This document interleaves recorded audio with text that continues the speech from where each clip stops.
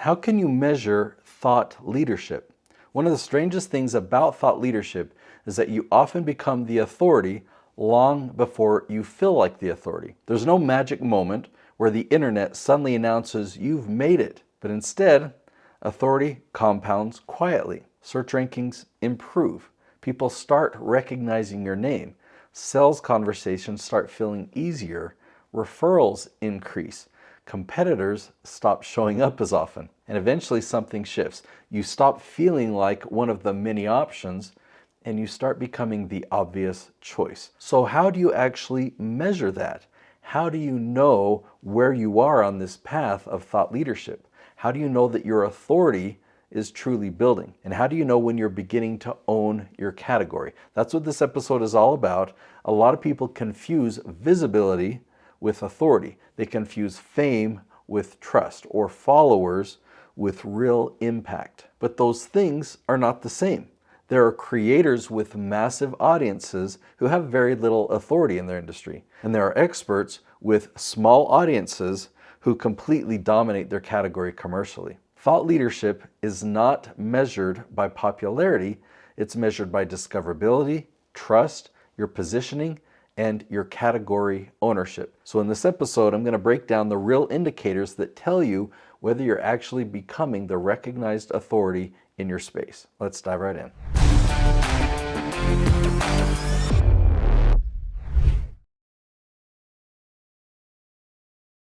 As we begin, I want to clarify something important. There's a difference between measuring your content performance and measuring your overall market authority. So I have created another episode, I'll link to it right there. It's called How to Measure the Impact of Thought Leadership Content. I talked about measuring your search traffic, your lead generation, your email growth, specific conversions, client conversion. And all of those are important, but they're content performance indicators. And this episode is different. This is about authority itself, like the market perception, your category ownership, how you're positioned in your industry. So the question is not, is the content working? The question is, am I the recognized authority? Okay, they're related, but they're different. One of the earliest signs of thought leadership is repeated discovery. People begin finding you over and over again. So not just through one search and not just on one topic, but across multiple questions, multiple platforms, multiple times. Someone watches one of your videos, then searches another question and finds you again, then another and another. So psychologically, something starts happening here. They begin associating you with the category itself. This is incredibly important because authority is built through repeated exposure inside of moments of need, right? Not random entertainment. Searchers, these people are emotionally different than just a passive viewer. When people repeatedly find your expertise while they're actively searching for answers, trust builds extremely fast.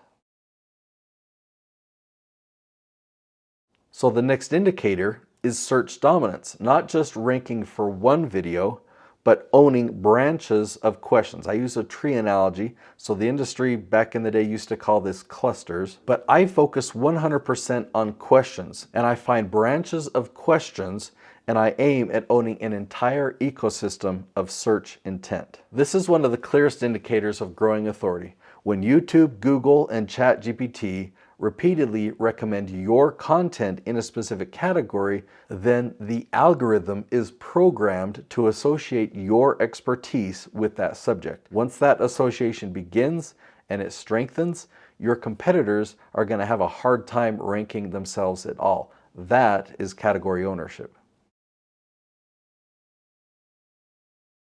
Now, another strong indicator of thought leadership is referrals.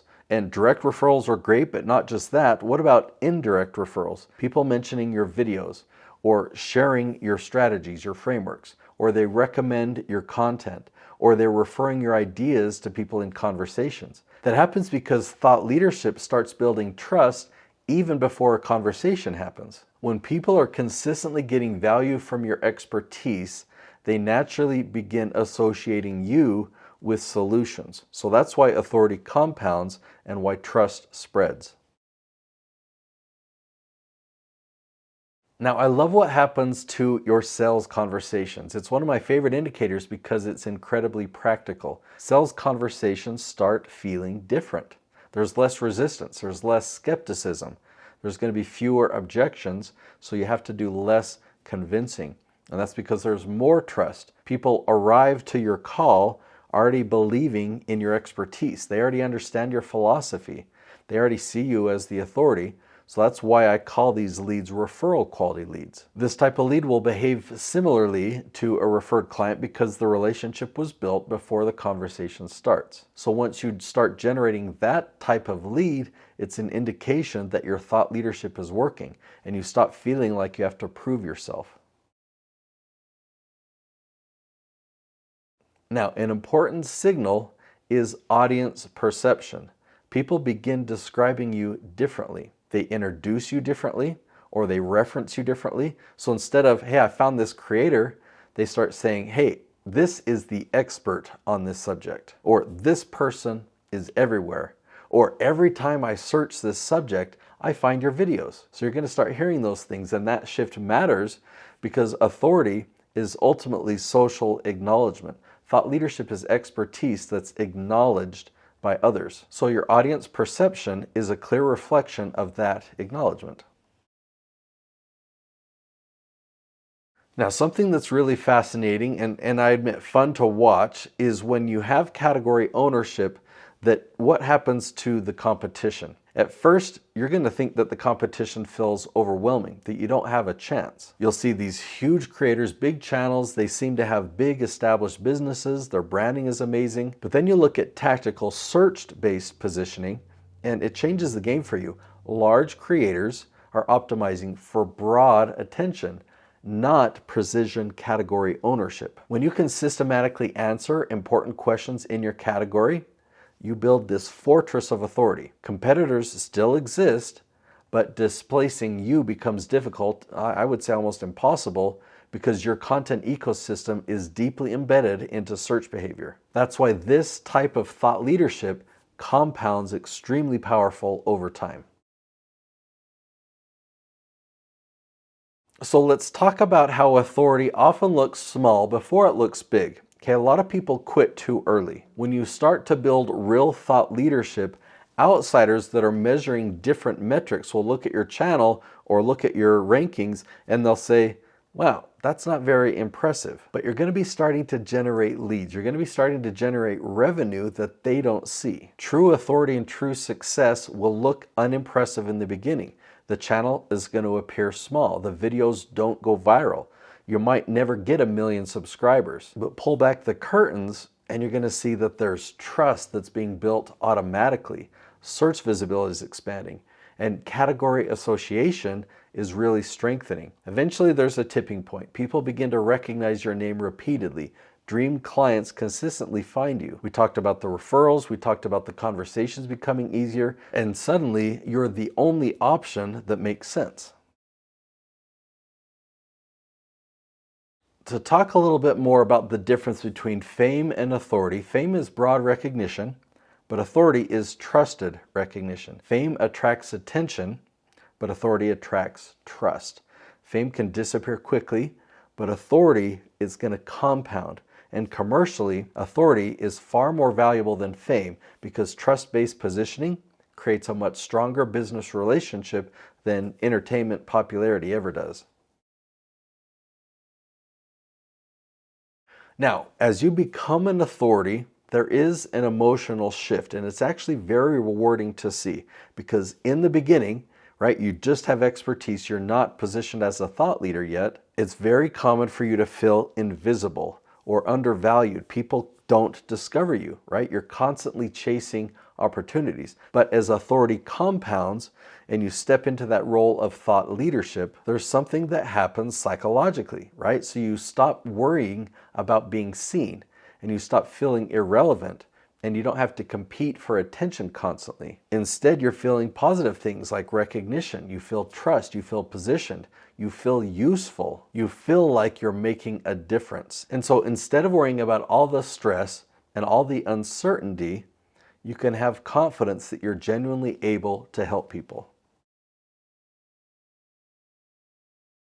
Now, what's fascinating today is how search and AI systems are really accelerating thought leadership. People are asking longer and more detailed questions than ever before. Google is showing YouTube videos as those answers. ChatGPT is often recommending blog posts and these YouTube videos. And on YouTube itself, it rewards comprehensive, focused educational ecosystems. This means that authority is becoming increasingly measurable through search or through discoverability itself. If your expertise is consistently appearing across all these platforms, but across all the questions in a category, then that authority becomes visible.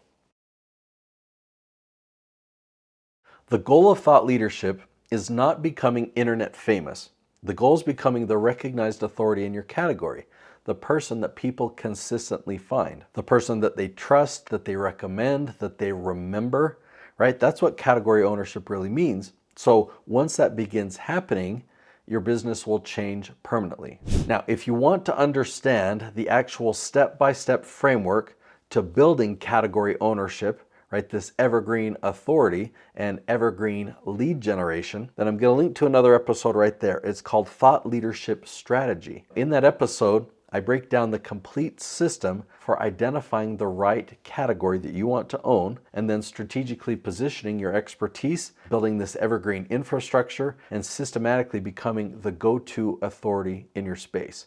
I'll see you there.